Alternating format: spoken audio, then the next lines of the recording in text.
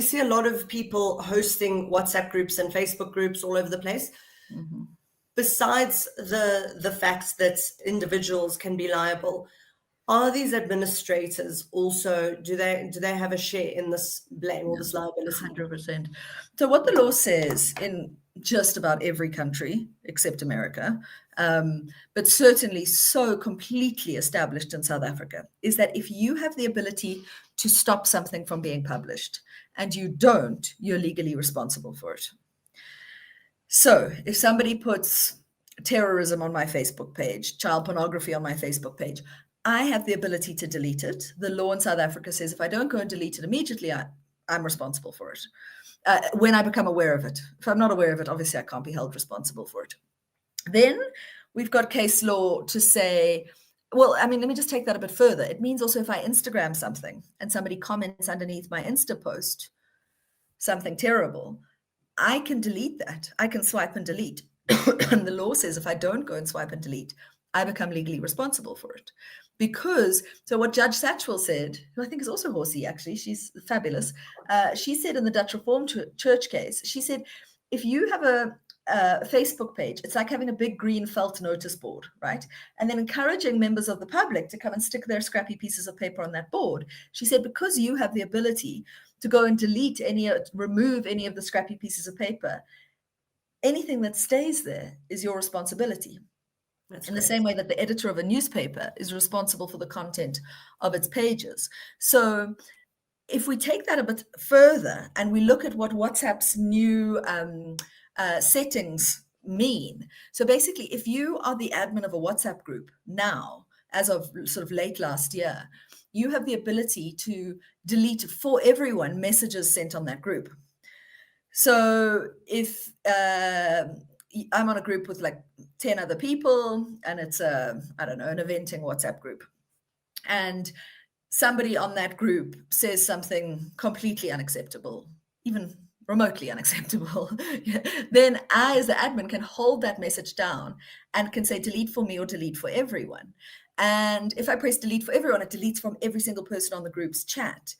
Now, because of this technological change, it means that if you're the admin of a WhatsApp group, you are now legally responsible for every single word that appears on that group. So it's not something you should do lightly anymore. No, 100%. I'm thinking of this case that happened late last weekend of November last year. So there was a WhatsApp group, and there was this dreadful. It was in the context of pit bulls, people calling for pit bulls to be banned, right? Mm. And there was this dreadful woman called Belinda Magor. You see what I did there? Defamation, but it's true and public interest, right? She is a dreadful woman. And she sent this voice note. It was a 1 minute and 8 second voice note on this WhatsApp group with like hundreds of people on it. And it said that, oh no, pit bulls shouldn't be banned, Black people should be banned. And that's just the beginning. It gets worse from there, if you can even imagine it getting worse. It's unbelievably horrible.